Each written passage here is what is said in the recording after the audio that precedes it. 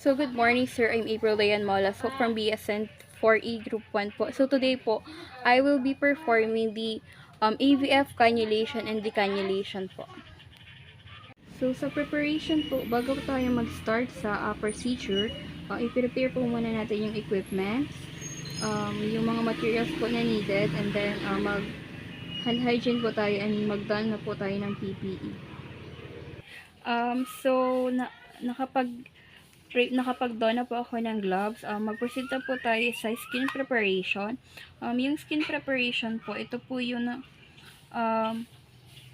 the patient po must wash their access arms po before po placing the needles.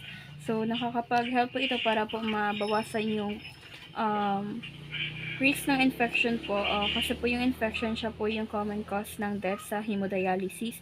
So, sa pag-skin prep po, we can use the antiseptic agents po sa may cannulation sites by making a circular motion po. And for example po, I have here the alcohol swab, sterile alcohol swab. Siya po yung gagamitin ko po para po sa linis po ng cannulation site.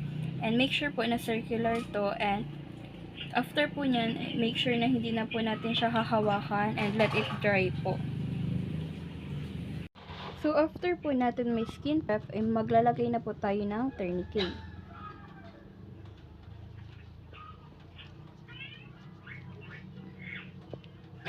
Ilalagay po yung tourniquet above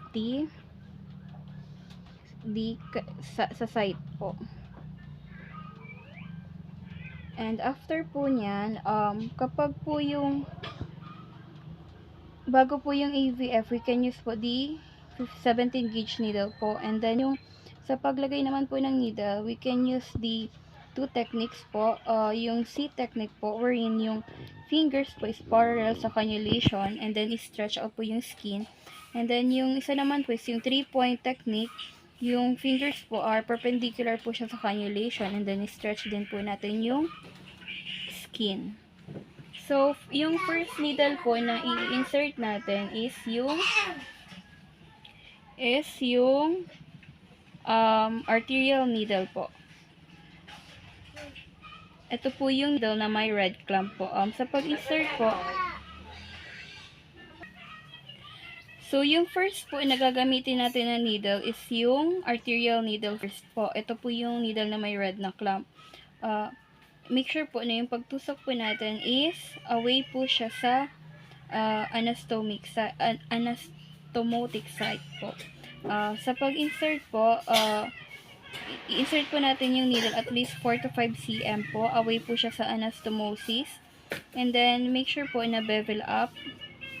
And kapag po yung cannula po through the skin, make sure po na may flashback. Kapag meron pong flashback, indicate na po siya na na-penetrate na po natin yung vein. And then, after that po, is i-lower na po natin yung angle ng at least 25 degrees po. And then, i-advance na po natin yung tip ng cannula, and still mag-monitor po tayo ng flashback po. And next naman pong needle is yung needle naman po is yung may blue clamp, which is yung venous needle. Same lang po yung way ng pag-insert. Bevel up po, and then mag-observe po ng may flashback. And kapag meron na din po siyang flashback, is na-penetrate na po natin yung vein, and i-diretso na po natin. And dito po sa pag-insert ng dalawa, make sure po na two needles po. Yung 2 needles po is away from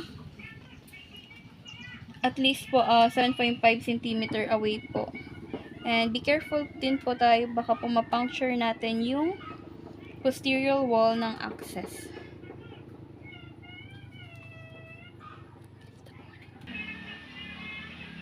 Next po is, after po natin ma-insert yung mga needles, i-clean na po natin yung cannulation sites.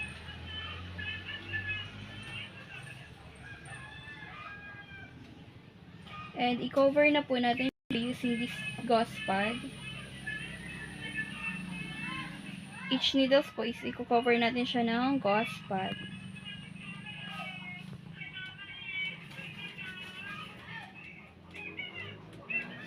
And iti-tape po natin siya. First tape po is yung tape po natin siya above the gauze.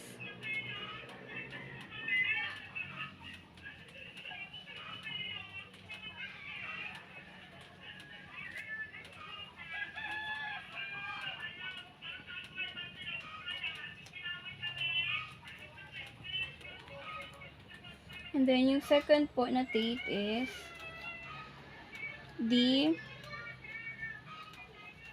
the chevron method po.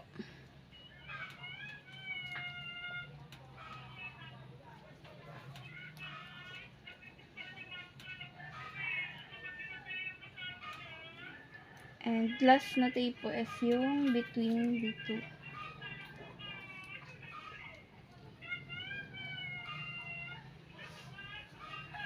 Same po sa isang side.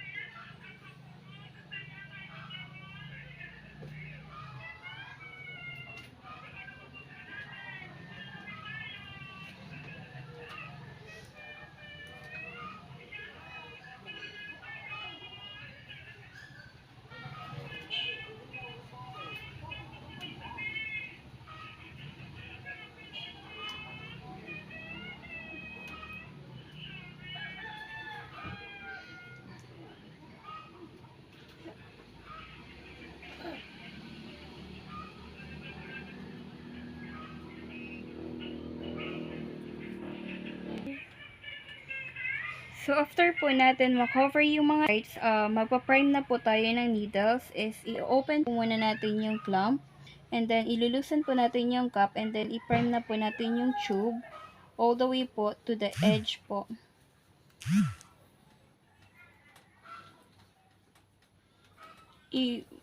I-flush na po natin siya.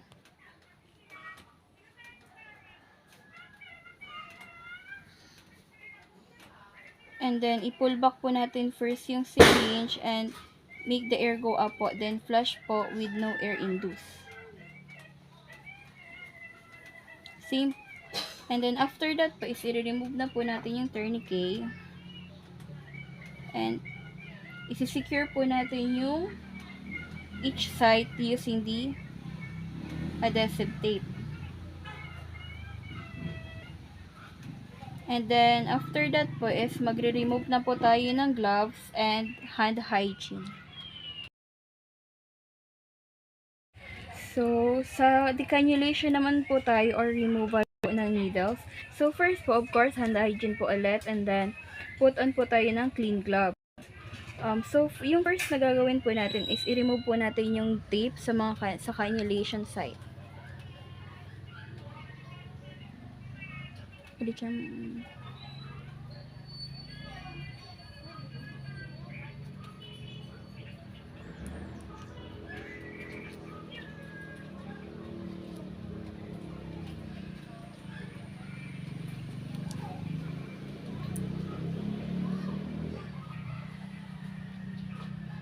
And then, paka-remove po ng tape, is-remove po natin yung needle. Same po kung paano natin siya nilagay.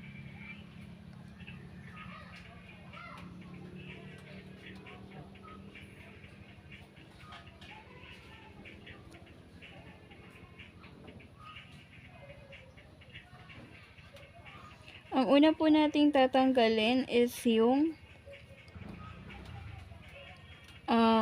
proximal size po sa venous.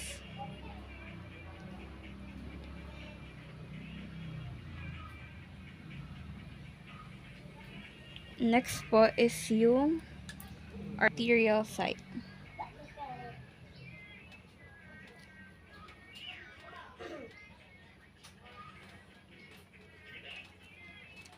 Next is yung, wag po tayo mag-apply ng pressure while the needle po is nasa vein pa. And i-check po natin yung bleeding and i-secure po yung site using the sterile gauze and tape po.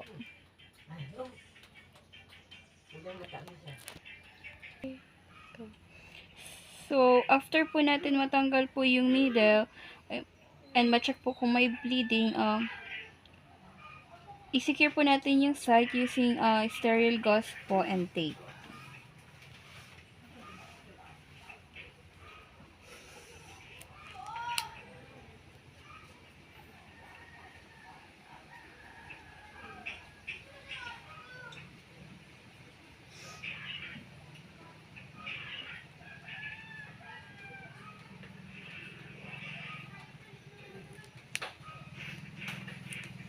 And after po natin malagyan ng tape, mag-apply po tayo ng gentle pressure po to the site. And i-ask po natin yung patient na kung pwede po do the hand hygiene po and wear gloves po. And then, you should be able to continue po to feel the, a thrill po both above and below of the compression site po while holding pressure. And then, i-press po natin yung site for at least 10 minutes. Yung bleeding po, usually po, nag-stop siya within 10 minutes po. And after that, mag-doffing na po tayo ng PPEs and yung following order po, yung gloves po, yung gown, and face shield po if gumamit po tayo nito, and then hand hygiene po ulit.